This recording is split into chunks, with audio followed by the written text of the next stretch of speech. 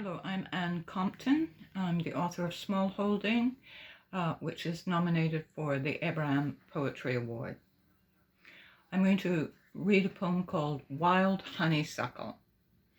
Wild honeysuckle is a vine plant, also known as a trumpet creeper. Wild honeysuckle. School days, she'd see him off saying, "Don't talk to strangers." "I am the stranger," he'd murmur, his satchel bumping his shoulder blades down the lane. Hedges there, either side, cedar overlaid with vines, honeysuckle.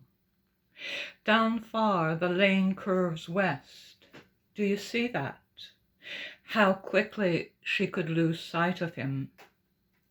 Miry clay in the spring fields. In the week, the trees hung out their leaves, and we were in the swill of it. He disappeared. Tentacular tree roots above ground, wet from the night's rain, had the look of muscles flexing. She noticed everything, the way you do when worst worry steps across the veranda, knocks on the door. He'd gone missing before. A half day, maybe, but she'd pulled him home with her heart. They were like that, wordless and cross-woven. Sentimental, some'll say, but she knows better than most the heel strike of tragedy through the gravel hours, rackety. A mason jar on the windowsill, warming, quart-size. He'd intended to collect frog spawn after school. If he were to come back, the slappy screen door would be a triumphal arch. His lovely face, the look of him framed there. Maybe he'd be wearing the second sight or the vertical slit of the eye of the dog. All those years, sweet Jesus, since she'd naturalized the trumpet creeper, trained it over the hedge. This second poem, which is called "The Brain is Wider Than the Sky," that's a line from Emily Dickinson, is the poem that gives my book its title, Smallholding. The brain is wider than the sky. Now that all's contracted to an acre, inch by inch familiar, I've taken to talking to Emily. It was the same for me, she says, and it's nothing to complain about, since the outer from the inner derives its magnitude.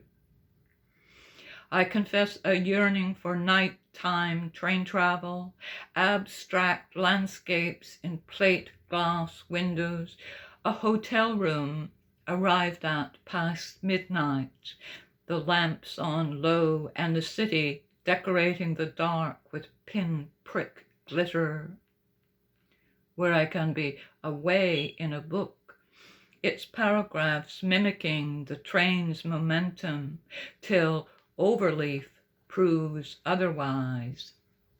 A word pivoting a room, and I'm back to where I came from. Unlike mine, her sense of velocity, starting from the regular, is scale to sky. The raptor mind, she tells me, seizes its quarry in the least smallholding. And finally, a poem called Tree. This poem is dedicated to the poet John William Smith, Prince Edward Island, who died 2 years ago. It begins with an epigraph from Anonymous in the 14th century. This is the epigraph. My sparrow, my sweetheart, thou art so seeming small, having here at thy sickbed arrived. That maple in my neighbor's yard is, for me, the epitome of tree. Mornings in early spring, its arrangement of buds is a small electric works. And in summer, oh, in summer, it flings its head about, flounces its greenery, the tree triumphant. Such symmetry in its high up branching. All around its outer limbs curve inward, cupping the crown, lifting it.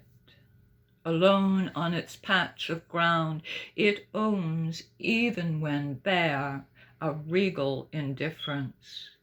Trees by Colville have the same look. Now, though, the season's turned. A wind from the north, rumor in its veins, has swung overland. Sure, there'll be apple days, sun on the windfall, but something's concluding. Endings, who can bear them? As you say, in this country leaves redden east to west. A week or so, and I'll be living with a flagrancy of color. What's that about? Grief so vascular, it bleeds through. You'll see how I've tried to write the poem of the tree, and how all along it was you. Not even on my own property. You never were. And yet, from every angle, you filled the windows wherever I looked. Thank you.